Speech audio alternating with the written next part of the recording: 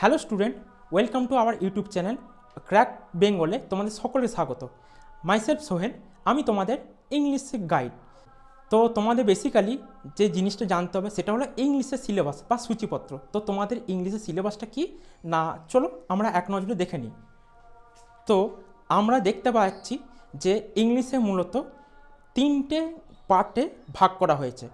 সেগুলি হলো vocabulary, grammar এবং কম্প্রিহেনশন। বেসিক্যালি দেখো যে ভোকাবুলারি অ্যান্ড গ্রামার এই যে দুটি পার্ট আছে, এই দুটি পার্ট প্রিলিমস পরীক্ষার জন্য আসে এবং যে কম্প্রিহেনশন পার্ট সেটি আসে মেন্স পরীক্ষার জন্য। চলো আমরা এবার দেখে নিই যে ইংরেজি সম্বন্ধে কিছু সংক্ষিপ্ত কিছু তথ্য। তো ইংরেজি বর্ণমালা বা অ্যালফাবেটে মোট আছে 26টি বর্ণমালা। তার মধ্যে 5টি আছে ভাওয়েল বা স্বরবর্ণ এবং বাদবাকি 21টি আছে ব্যঞ্জনবর্ণ বা কনসোনেন্ট। তো কোনগুলো ভাওয়েল, কোনগুলো কনসোনেন্ট বা ব্যঞ্জনবর্ণ, চলো আমি তোমাদের বলে দিচ্ছি। এ, ই, আই, ও, ইউ এই 5টি হলো স্বরবর্ণ বা ভাওয়েল এবং বাদবাকি বি, সি, ডি এই যে 21টি বর্ণমালা আছে এগুলিকে বলা হয় কনসোনেন্ট বা ব্যঞ্জনবর্ণ। এবার আমরা যেটা নিয়ে আলোচনা করব সেটা হচ্ছে ওয়ার্ড। তো ওয়ার্ড কি না, ইংরেজি বর্ণমালায় যে অক্ষরগুলো আছে, ভাওয়েল বা কনসোনেন্টগুলো আছে, এগুলোকে পরপর বসিয়ে একটা সুন্দর মিনিংফুল কিছু তৈরি করা হয়, যেটাকে বলা হয় ওয়ার্ড বা শব্দ। এবং এই শব্দগুলি আবার যখন একের পর এক পরপর সাজিয়ে যখন একটা মিনিংফুল একটা বড় কিছু আকারে প্রকাশ করছি বা মনের ভাব প্রকাশ করছি, সেটাকে বলা হয় সেন্টেন্স। তো তোমরা দেখতে পাচ্ছ যে গ্রামার পোর্শনটা যথেষ্ট বড় আছে। তো এখানে কী আছে, নাউন, প্রোনাউন, অ্যাডজেক্টিভ, অ্যাডভার্ব। তো এই যে চারটি আমি উপাদান বললাম, এগুলি অধ্যায়গুলি বললাম, এগুলো কি না, এগুলো হচ্ছে ইংরেজি পার্টস অফ স্পিচের অংশ। তো ইংরেজি পার্টস অফ স্পিচ কত প্রকার ও কী চলো আমরা এক নজরে দেখে নিই। তাহলে তোমরা দেখতে পাচ্ছ যে পার্টস অফ স্পিচ মূলত 8 প্রকারে। কী না, noun, pronoun, verb, adverb, adjective, preposition, conjunction and interjection. তো আজকে আমরা আলোচনা করব প্রথম অংশটি নিয়ে, অর্থাৎ নাউন নিয়ে। এবার আসছি নাউন নিয়ে। তো নাউন কি না, noun is a naming word, অর্থাৎ এটি হলো নামবাচক কোনো বিশেষ্য। ওকে, তো নামবাচক বিশেষ্য এগুলি মূলত কিসের ওপর নির্ভর করে হয়? এগুলি মূলত তিনটে জিনিস হয়, প্লেস, পার্সন অর থিং। তো আমরা এবার আসি সেইগুলো নিয়ে আলোচনায়।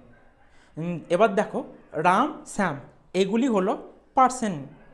ওকে, এরপরে আসছি বর্ধমান, কলকাতা এগুলি হলো প্লেসের ওপর। এছাড়া বুক, পেন, পেন্সিল এগুলিও থিংসের ওপর।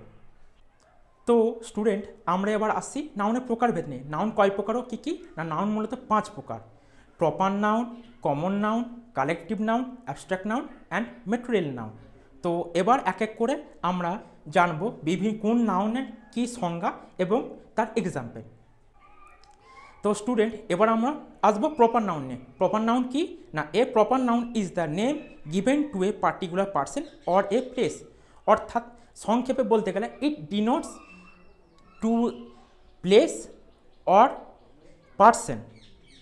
তো এক্সাম্পল কি না, এক্সাম্পল এসে দেখে নিই। Ram lives in the USA, অর্থাৎ রাম ইউএসএতে বাস করে। এবং এটা সম্বন্ধে আরেকটা কথা বলে দিই, এ proper noun always begins with capital letter, অর্থাৎ প্রপার নাউন অবশ্যই শুরু হবে ক্যাপিটাল লেটার দিয়ে। তো এবার আমরা দেখে নেব পরের নাউনে। তো এবার পরবর্তী নাউন কি না, কমন নাউন। কমন নাউনের ডেফিনেশন কি না, a common noun is a name given in common to every person or things of the same class or kind.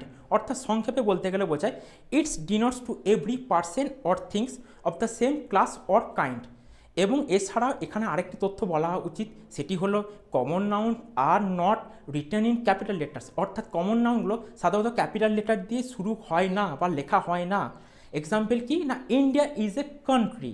এখানে দেখো কান্ট্রিটা হচ্ছে কমন নাউন, ইন্ডিয়াটা একটা কান্ট্রির মধ্যে, ইন্ডিয়াটা একটা নাম, তো এটা কি না, এটা একটা কান্ট্রির মধ্যে পড়ে, তাই ইন্ডিয়া ইজ এ কান্ট্রি। চলো এরপরে আসি আমরা পরবর্তী নাউনের ক্ষেত্রে। তো তো পরবর্তী নাউন কি আসছে না, কালেকটিভ নাউন। তো কালেকটিভ নাউনের ডেফিনেশন কি না, a collective noun is the name that is given to a group or number of person or things in collection, অর্থাৎ it denotes collects or collections or groups. তো এখানে example কি না, এ troop of ড্যান্সার্স, অর্থাৎ একটি নাট্যকারের দল, এটি হলো কালেকটিভ নাউনের উদাহরণ। তো এবার আসবো আমরা পরবর্তী নাউন, অর্থাৎ কি না অ্যাবস্ট্রাক্ট নাউনের ক্ষেত্রে। অ্যাবস্ট্রাক্ট নাউনের ডেফিনেশন কি না, an abstract noun is a word that is use to indicate an idea, activity, action, a quality. তো এখানে এক কথায় বলতে গেলে যেটা বোঝায় সেটা হচ্ছে it's denotes two indicate an idea, activity, action or quality. তো এখানে এক্সাম্পল কি না, এক্সাম্পল হচ্ছে honesty is the best policy. এখানে অনেস্টিটা হচ্ছে তোমার কোয়ালিটিকে বোঝাচ্ছে। সো এটি একটি অ্যাবস্ট্রাক্ট নাউনের উদাহরণ। তো নেক্সট নাউন তোমাদের সামনে চলে এসছে, সেটি হলো মেটেরিয়াল নাউন। তো মেটেরিয়াল নাউন কি না, material nouns are names of substances of which things are made. তো এখানে এক্সাম্পল কি আছে না, I bought a silver ring. এখানে সিলভার যে শব্দটি হলো এটি হলো মেটেরিয়াল নাউন। তো এই 5টি নাউন তোমাদের হয়ে গেল। এছাড়াও আর 2 রকমের নাউন আছে, সেগুলি হলো কাউন্টেবল নাউন এবং আনকাউন্টেবল নাউন। তো কাউন্টেবল নাউন কোনগুলো না, I have 1 pen or I have 2 pen. এইখানে 1 বা 2 এটা হচ্ছে কাউন্ট করা যায়, তাই এটা হচ্ছে কাউন্টেবল নাউন। আর যদি বলা হয় আই হ্যাভ মেনি পেন্স, তো সেক্ষেত্রে এটা বলা হবে আনকাউন্টেবল নাউন। কেননা এখানে মেনি কথাটা বলা আছে, এখানে কোনো গণনা বা সংখ্যা এখানে নির্দেশ করা হয়নি। তো স্টুডেন্টস, এতক্ষণ আমরা আলোচনা করলাম নাউন কাকে বলে বা নাউনের ডেফিনেশন সম্পর্কে, এবং নাউনের কটা প্রকারভেদ ও কী কী সেইগুলো নিয়েও আলোচনা করলাম, এবং তার সাথে তার এক এক করে এক্সাম্পলগুলো বললাম। তো এবার আমরা আসব নাউনের কিছু কোয়েশ্চেন নিয়ে। তো দেখো নাউনের কিছু কোশ্চেনপত্র চলে এসছে। ফার্স্ট কোশ্চেনে আসছি, I respect the believes of my astrologer. এখানে দেখো বিলিভস যে ওয়ার্ডটা আন্ডারলাইন করা আছে, এর অর্থ হলো বিশ্বাস। তো এর কি কি অপশান আছে দেখো, দেখে নিই আমরা। A noun, an adverb, an adjective আর এ পার্ট অফ ভার্ব। তো এর উত্তর হলো অপশান এ নাউন। কেননা এটি বিলিভস, এটি হলো একটি নাউনকে বোঝাচ্ছে। এবার কি নাউন না, এটি হলো অ্যাবস্ট্রাক্ট নাউন, কারণ এটি মূলত নাউনের এই গুণকে বোঝাচ্ছে। ওকে, তো আমরা নেক্সট কোশ্চেনে চলে আসি। তো দেখো নেক্সট কোশ্চেন চলে এসছে, choose the correct noun. The dog picked up the dash of the thief. তো এবার দেখো অপশানগুলো 4টে অপশান চলে এসছে। তো এর মধ্যে তো কোনটা হবে না, এখানে ডগ কথাটি দিয়েছে, তো ডগ কথাটি যেহেতু আছে তো এর সাথে রিলেটেড যে অ্যান্সারটা হচ্ছে অপশান বি, সেন্ট। কারণ কুকুরের ঘ্রাণ বলেছে, কারণ কুকুর তার ঘ্রাণ দ্বারা অপরাধী বা চোর যাই হোক তাদেরকে শনাক্ত করে। তাহলে স্টুডেন্ট এবার আমরা চলে যাই নেক্সট কোশ্চেনের দিকে। দেখো কোশ্চেন নাম্বার 3 চলে এসছে, choose the noun form of the given word. এখানের মধ্যে বলেছে কোনটা নাউন ফর্ম দেওয়া আছে, কোন ওয়ার্ডটা। তো দেখো ইন্টারেস্টিং, ডেভেলপ, টিচার আর ব্রেভ। এগুলোর মধ্যে কোনটা অ্যান্সার হবে না, অবভিয়াসলি অপশন সি, টিচারটি হবে, কারণ টিচার এখানে কেবলমাত্র নাউন হিসাবেই আছে। তো এরপর আমরা চলে আসবো কোশ্চেন নাম্বার 4-এর দিকে। তো দেখো কোশ্চেন নাম্বার 4 চলে এসছে, দ্য ওয়ার্ড অ্যানাস্থেটিক ইজ। এখানে দেখো আন্ডারলাইন করা আছে অ্যানাস্থেটিক ওয়ার্ডটা।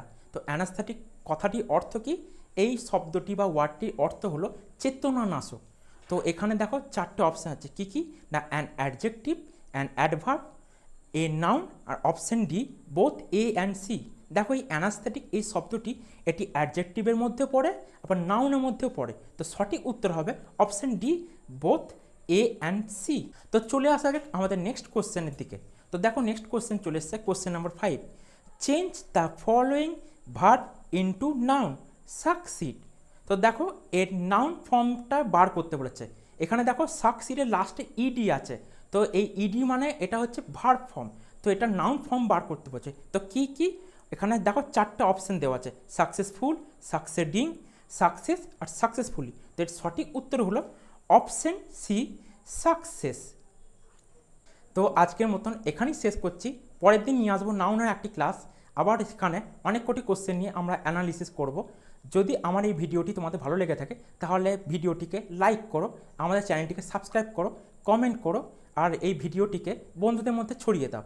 আবার তাহলে দেখা হচ্ছে অন্য একটি ক্লাসে। ততক্ষণের জন্য বাই বাই।